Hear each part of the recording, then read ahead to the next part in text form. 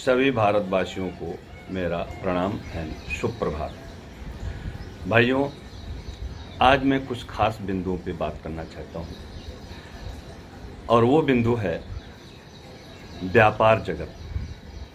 व्यापार जगत के सभी भाई बंधुओं को मेरा नमस्कार। भाइयों, व्यापार जगत बहुत व्यापक है। व्यापार से संबंधित बहुत सारे चीज़ें हैं। आईटी डिपार्टमेंट है, दुनिया भर के कल कारखाने हैं, दुकानें हैं।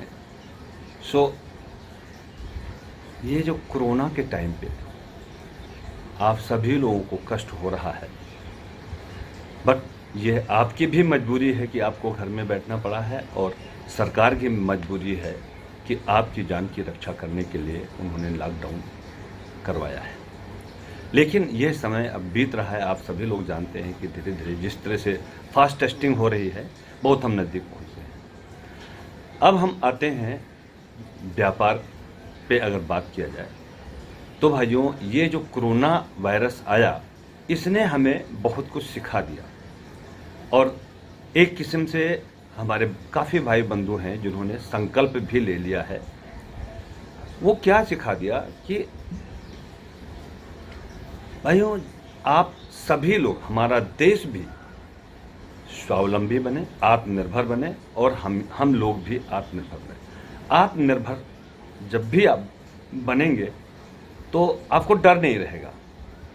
अब वो आत्मनिर्भरता क्या है, उसके बारे में विस्तार से अगर हम बताएं तो अगर उदाहरण देकर के कोई चीज़ बताया जाए तो मेरे ख्याल से ज़्यादा समझ आती है।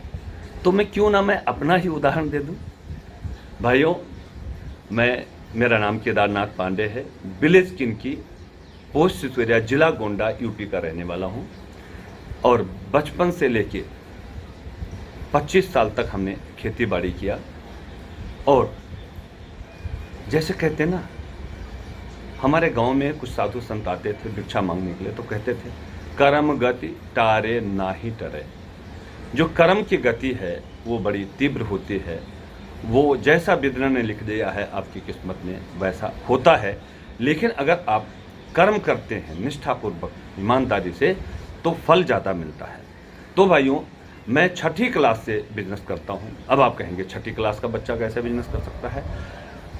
हमारी स्थिति परिस्थिति कुछ ऐसी पड़ गई कि 5वीं क्लास से हमें खेती बाड़ी भी करना पड़ा और पूरा हाथ बटाते थे। और 6ठी क्लास में जब हमने नाम लिखाया मोतीगंज किसान विद्या नगर हाई स्कूल में, तो हम पैदल जाते थे 7-8 किलोमीटर और 7-8 किलोमीटर वापस आते थे। पिताजी की साइकिल भी नहीं मिलती थी उस टाइम पे, जबकि हमारे पिताजी जमींदार थे।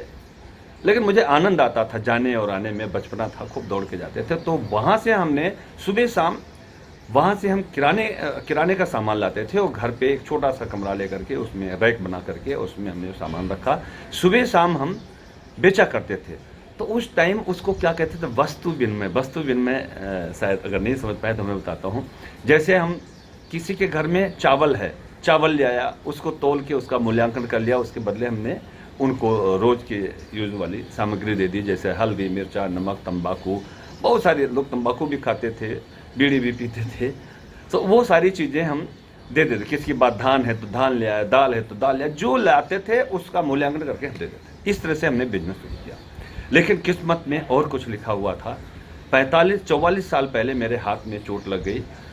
दिवाली के टाइम पे हाथ में फटाका फट गया था।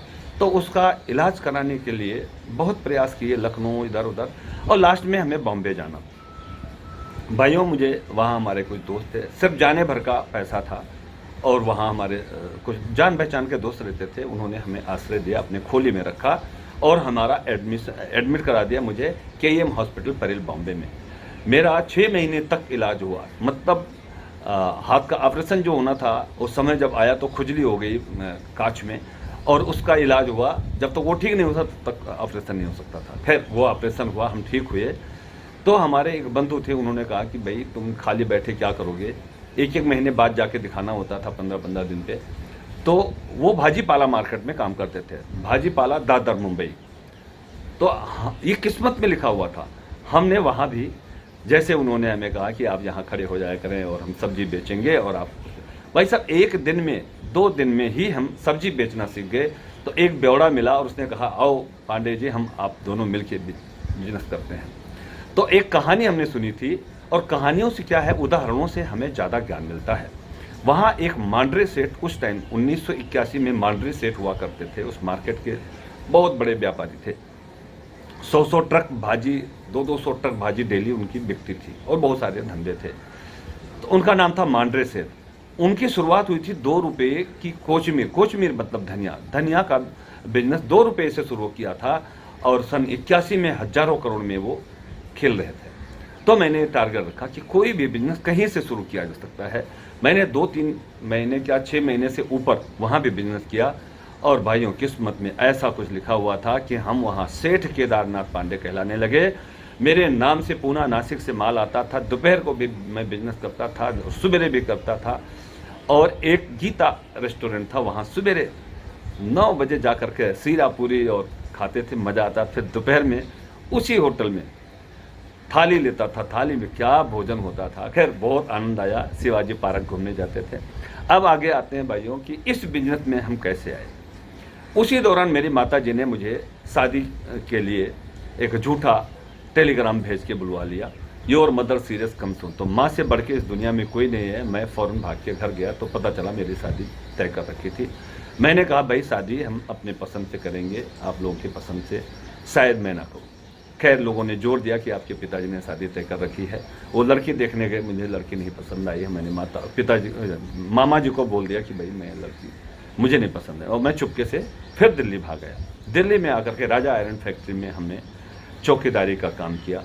और इससे पहले तो बहुत सारी घटनाएं हुई, दिल्ली 1-2 बार और आया हूँ, चपरासी का काम किया, चाय की दुकान पे काम किया, जो ही आया। लेकिन मेरा एक ही संकल्प था, और मैं वो नवयुवकों को आह्वान करना चाहता हूँ, वो भी इस संकल्प को समझें। मैंने क्या सपना देखा हुआ था कि स्वावलंबी बनूंगा, मैं किसी से कर्ज लेके नहीं खाऊंगा, ना खर्चा करूंगा, खुद कमाऊंगा खुद। उसके लिए मुझे कुछ भी काम करना पड़े। मैंने रिक्शा भी चलाया, ट्रॉली रिक्शा जिससे माल ढोते हैं। सो बहुत विचित्र और बहुत अच्छा, मुझे कभी दुखी नहीं हुआ। मैं बचपन से आज तक मैं दुखी नहीं हुआ। दुख तो आते हैं जाते हैं, ये तो जीवन का खेल है। सब तो आते हैं जाते हैं, ये तो जीवन का खेल है। संघर्ष ही जीवन है।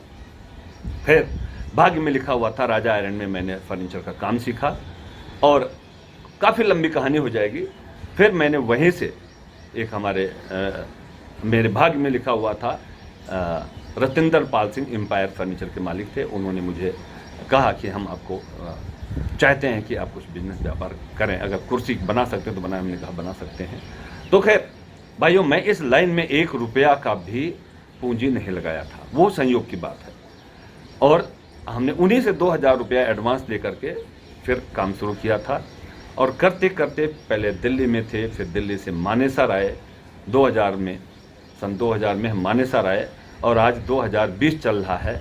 और हमारी company 300 crore turnover last year थी, और 1200-1500 लोग हमारे साथ, 1600 लोग काम करते हैं। सो ये रही मेरी 60 में जीवन यात्रा।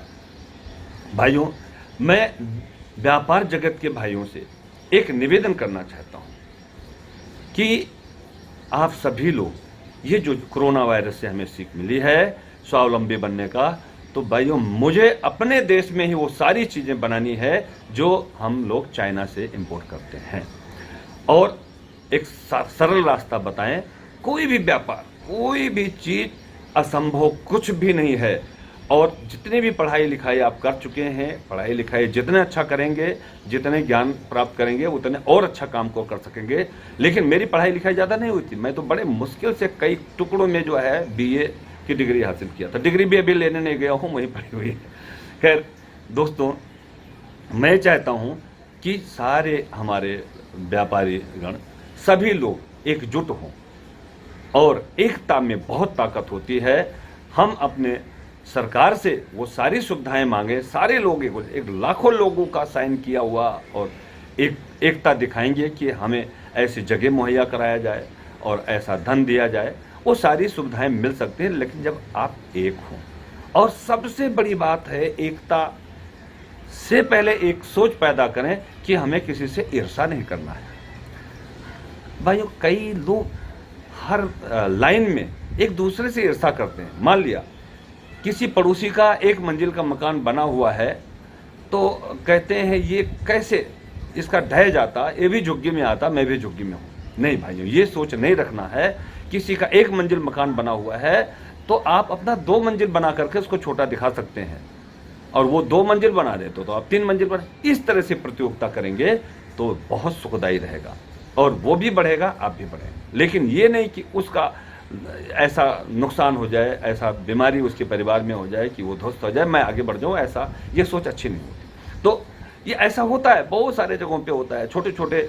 अरे जिसके भाग्य में जो लिखा होगा वो करेगा, जो अच्छा करेगा वही। मैं भाइयों जीवन में एक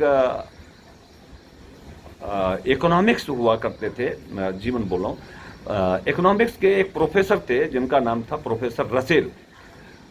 उनका एक हम परिभाषा कह लें या उनका एक वाक्य कह लें, मुझे याद है, लाभ जोखिम का पुरस्कार है। जितने जोखिम उठाएंगे उतने बड़ा आपको लाभ भी प्राप्त होगा।